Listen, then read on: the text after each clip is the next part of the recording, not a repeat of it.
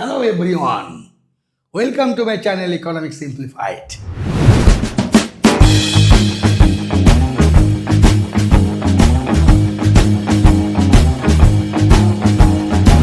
আজকের আলোচনা minimum price legislation or floor price or procurement price. আমার আগের ভিডিওতে আমি আলোচনা করেছিলাম ম্যাক্সিমাম প্রাইস লেজিসলেশন বা কি বলেছিলাম সেলিং প্রাইস, তাই তো? ভিডিওটা না দেখে থাকলে দেখে থাকো, আর ভিডিওটা দেখার পর লাইক দিও আর চ্যানেলটাকে সাবস্ক্রাইব করে রাখো যদি কেউ এখনও করে না থাকো, এবং পারলে সবাইকে শেয়ার করো যাতে সবাই মিলে এটা উপকার পেতে পারে। তাহলে শুরু করা যাক। মিনিমাম প্রাইস লেজিসলেশন মানে ওখানে পড়েছিলাম ম্যাক্সিমাম প্রাইস লেজিসলেশন, অর্থাৎ maximum price legislation is the announced price by the government legally to save the consumer. অর্থাৎ জিনিসপত্রের দাম বাড়ছে বাড়ছে বাড়ছে বাড়ছে, সেখানে কনজিউমারের মধ্যে একটা হাহাকার পড়ে যাবে, কারণ তাদের অর্থনৈতিক অবস্থা খারাপ। তাহলে কনজিউমারকে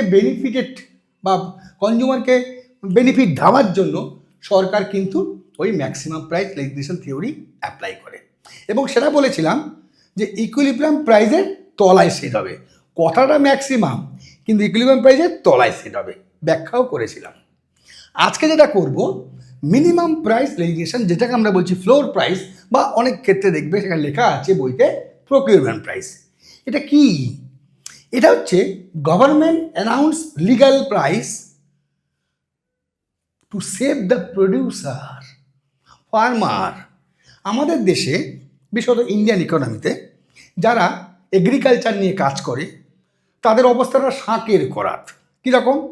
যদি বেশি ফসল হয় তাহলে দ্রব্যের দাম কমতে থাকে, আবার যদি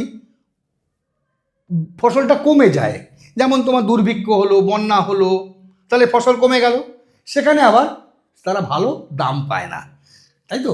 সিমিলারলি আবার অতিরিক্ত যখন ফসল হবে, মানে ফেভারেবল তোমার এফেক্টস, ফেভারেবল মনসুন বা ফেভারেবল তোমার এনভায়রনমেন্ট, তাহলে সেক্ষেত্রে অধিক ফসল হবে, এক্সেস সাপ্লাই হবে, এক্সেস প্রোডাকশন হবে। এবার এক্সেস প্রোডাকশন হলে পরও চাষি কিন্তু ভালো দাম পাবে না। মাঝখানে যারা মিডল ক্লাস মানে পরিয়া দালাল যাকে বলে, তারা কিন্তু চাষিদের কাছ থেকে কম দামে কিনে বেশি দামে বিক্রি করবে। তাহলে এই যে এই বেনিফিটটা কিন্তু চাষিরা পাবে না। তাহলে এক্ষেত্রে তাদের যে ধার দেনা করে যে চাষটা করেছিল, আশা করেছিল ভালো ফসল ফলবে, দামটা ভালো পাবে, সেখানে ভালো রেভিনিউ আর্ন করবে, এবং সেই রেভিনিউ দিয়ে তারা ধার শোধ করবে, মানে ঋণ শোধ করবে যেটা তারা মহাজনের কাছ থেকে বা বিভিন্ন জায়গা থেকে নিয়েছিল, এবং পাশাপাশি নিজেদের সংসারকে সুখে স্বাচ্ছন্দ্যে রাখতে পারবে। কিন্তু দেখা গেল যে অধিক ফসলের জন্য চাষি কিন্তু ভালো দাম পাচ্ছে না। তাহলে দেখবে আমরা খবরের কাগজে অনেক সময় দেখি সুইসাইডিং অ্যাটেম্প হচ্ছে, কারণ চাষি ধার দেনা করেছিল, ভালো ফসল হয়েছে, দাম ভালো পাচ্ছে না, দাম ভালো না পাওয়ার জন্য তারা ঋণগ্রস্ততার মধ্যে পড়ছে, ডেপ ট্র্যাপের মধ্যে পড়ে যাচ্ছে। তাহলে এখান থেকে বেরোনোর তার পথ নেই, সুতরাং সুইসাইড অ্যাটেম্প। তাহলে এক্ষেত্রে government intervention is very very very much important. এইখানে গভর্নমেন্টের একটা থিওরি আছে মিনিমাম প্রাইস লেজিসলেশন বা ফ্লোর প্রাইস বা প্রকিউরমেন্ট প্রাইস, অর্থাৎ এই সরকার তখন লিগ্যালভাবে একটা দাম সিদ্ধান্ত নেবে, একটা দাম অ্যানাউন্স করবে, যে দামে তারা চাষিদের কাছে ওই ফসলটা কিনে নেবে। আচ্ছা, এবার মনে প্রশ্ন আসতে পারে, এই যে মিনিমাম লিগ্যাল প্রাইস যেটা ফ্লোর প্রাইস বলছি, এটা ইকুইলিব্রিয়াম প্রাইসের উপরে হবে না তলার হবে? কারণ কথা বলছে মিনিমাম, তাহলে স্বাভাবিক বুদ্ধিতেই মনে হচ্ছে যে ইকুইলিব্রিয়াম প্রাইসের তলায় হবে। চলো দেখি কি হয়। মনে করো ডিমান্ড এটা, সাপ্লাই এটা, ইকুইলিব্রিয়াম প্রাইস ওপিই আর ইকুইলিব্রিয়াম পয়েন্ট ই। এবার যদি মিনিমাম প্রাইস ইকুইলিব্রিয়াম প্রাইসের তলায় থাকে, তার মানে এখানে P1H হচ্ছে তোমার এগ্রিগেট সাপ্লাই, আর P1G হচ্ছে তোমার এগ্রিগেট ডিম্যান্ড। তার মানে মার্কেটে এক্সেস ডিম্যান্ড হয়েছে। তাহলে এক্সেস ডিম্যান্ডের জন্য এই প্রাইস লাইনটা মানে গভর্নমেন্ট অ্যামাউন্ট প্রাইসটা বুস্ট আপ হয়ে আবার ইকুইলিব্রিয়াম প্রাইসে যাবে, যে প্রাইসটা চাষির কাছে খুবই কম, মানে রেমুনারেটিভ নয়। তাহলে আলটিমেটলি যা এফেক্ট বা গভর্নমেন্ট যে ইন্টারভেনশন করার ফলে ফার্মার যে বেনিফিটের হবে, সেটা কিন্তু ফলপ্রসূ হলো না। তাহলে কখনোই আমার মিনিমাম প্রাইসটা ইকুইলিব্রিয়াম প্রাইসের তলায় হবে না। এবার আসো, যদি ইকুইলিব্রিয়ামের উপরে হয় সেট করে, তাহলে কি হবে? ইকুইলিব্রিয়াম প্রাইস যদি উপরে যদি হয়, তার মানে P1A এটা মানে এগ্রিগেট ডিম্যান্ড, আর P1B হচ্ছে এগ্রিগেট সাপ্লাই। তাহলে মার্কেটে আমার এগ্রিগেট সাপ্লাই আসবে।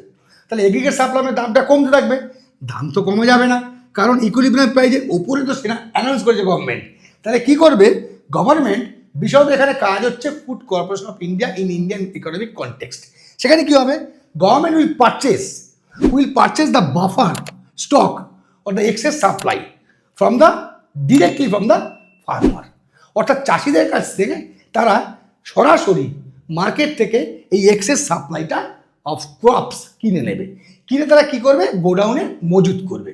কখন না, যখন লিন সেশন আসবে, অর্থাৎ আবার সেই এক্সেস ডিমান্ড মার্কেটে থাকবে, অর্থাৎ সেক্ষেত্রে আবার কনজিউমাররা ভুগবে, কনজিউমারদের মধ্যে হাহাকার পড়ে যাবে, অর্থনৈতিক সমস্যা তৈরি হবে। ওই সময় যারা বিশেষত বিপিএল সিস্টেমে আছে, ক্যাটাগরিতে আছে বা মধ্যবিত্ত পরিবারে আছে, তাদেরকে আবার ওই যে রেশনিং পদ্ধতির মাধ্যমে এই বাফার স্টকটা ডিস্ট্রিবিউট করবে। তার মানে এই যে দুটো পদ্ধতির মাধ্যমে গভর্নমেন্ট একটা সোশ্যাল ওয়েলফেয়ার মেনটেন করতে চায়। এবার দেখো এখানে সমস্যাটা কি আসতে পারে? এখানে সমস্যা হচ্ছে, ওই ম্যাক্সিমাম প্রাইস লিস্টের মতো হবে না। এখানে কি হচ্ছে? এখানে সমস্যা একটাই, সেটা কি? এই যে ফুড কর্পোরেশন অফ ইন্ডিয়া, যে ভারতবর্ষের যে খাদ্য সরবরাহ যেখানে করা হয়, যার মাধ্যমে সাপ্লাই চেনের মাধ্যমে, সেখানে এই বাফার স্টকটা কিনে নেবে মানে ফার্মারের কাছ থেকে। এখন সমস্ত ফার্মারের কাছ থেকে তো কিনতে হবে, কারু কাছে 50 কিলো এক্সট্রা, কারু কাছে 100 কিলো এক্সট্রা আছে এক্সেস সাপ্লাই, কারণ আবার কারু কাছে 25 কিলো আছে।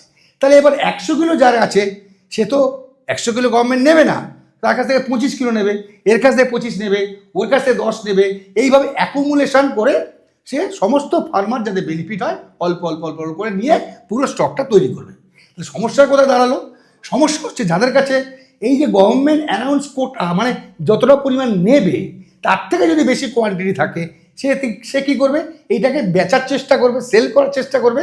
সে তখন গভর্নমেন্টের যে অ্যানাউন্স প্রাইস, প্রকিউরমেন্ট প্রাইস, তার তলায় নেমে বিক্রি করতে পারবে বা বিক্রি করে দেয়।